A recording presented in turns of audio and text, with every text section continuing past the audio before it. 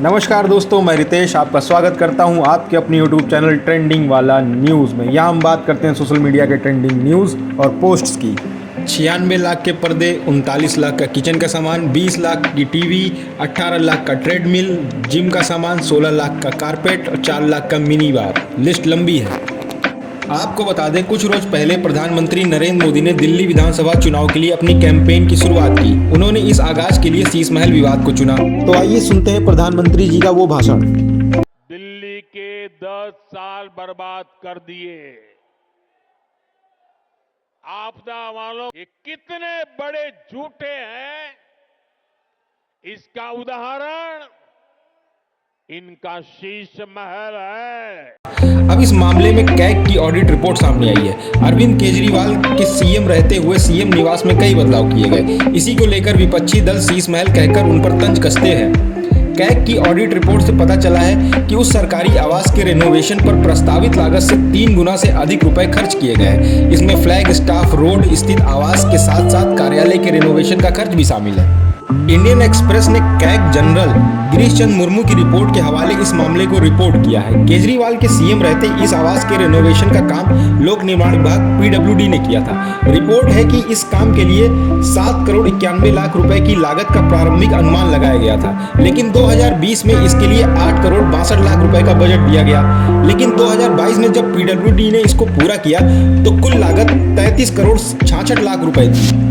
साथ ही आपको बता दें, कैग रिपोर्ट में बताया गया है कि इस आवास में 96 लाख रुपए के पर्दे, 39 लाख के किचन के उपकरण लगाए गए हैं। साथ ही 20 लाख 34 हजार रुपए का टीवी कंसोल, 18 लाख 52 हजार रुपए का ट्रेडमिल और जिम उपकरण और 16 लाख 27 हजार रुपए का सिल्क कारपेट लगाया गया है।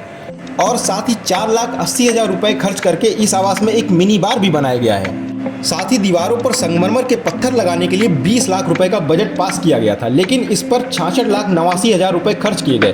फ्लोर पर टाइल्स लगाने के लिए 5 लाख 50 हजार रुपए का बजट आवंटित हुआ था, लेकिन इस पर कुल 14 लाख रुपए की लागत आई। रिपोर्ट में यह भी बताया गया है कि आवास से जुड़े स्टाफ ब्लॉक और कैंप ऑफिस को बनाने के लिए 3.86 करोड़ रुपए खर्च किए गए। साथ ही साफ सफाई की चीजें, फर्नीचर और जिम उपकरणों की मरम्मत या रखरखाव पर 1.87 करोड़ रुपए खर्च हुए हैं। साथ ही आपको बता दें, इस रिपोर्ट को तैयार करने वाले गिरीश चंद्र मुर्मू 20 नवंबर 2024 को अपने पद से रिटायर हो गए हैं। इससे एक सप्ताह पहले उन्होंने इस रिपोर्ट पर अपने हस्ताक्षर किए थे। आप संयोजक केजरीवाल 14 फरवरी 2015 से 21 सितंबर 2024 तक दिल्ली के मुख्यमंत्री रहे। इसके बाद वो शराब घोटाला मामले में जेल चले गए और उन पर भ्रष्टाचार के सवाल उठे।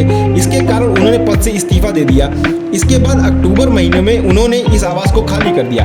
ऐसे में बीजेपी ने एक बार फिर से उनकी छवि पर निशाना साधा है। इस विवाद में सिर्फ भाजपा ने ही सवाल नहीं उठाया, बल्कि लोकसभा चुनाव में आपके साथ गठबंधन में रही कांग्रेस ने भी समय समय पर सवाल पूछे हैं। अब आपको बताते हैं इस पर आम आदमी पार्टी ने क्या कहा। इन आरोपों पर सवाल पूछे जाने के बाद आम आदमी पार्टी के एक प्रवक्ता ने इंडियन एक्सप्रेस को बताया कि चुनावों से कुछ दिन पहले बीजेपी ध्यान भटकाने के लिए ये सब कर रही है, क्योंकि उनके पास मुद्दे ही नहीं है।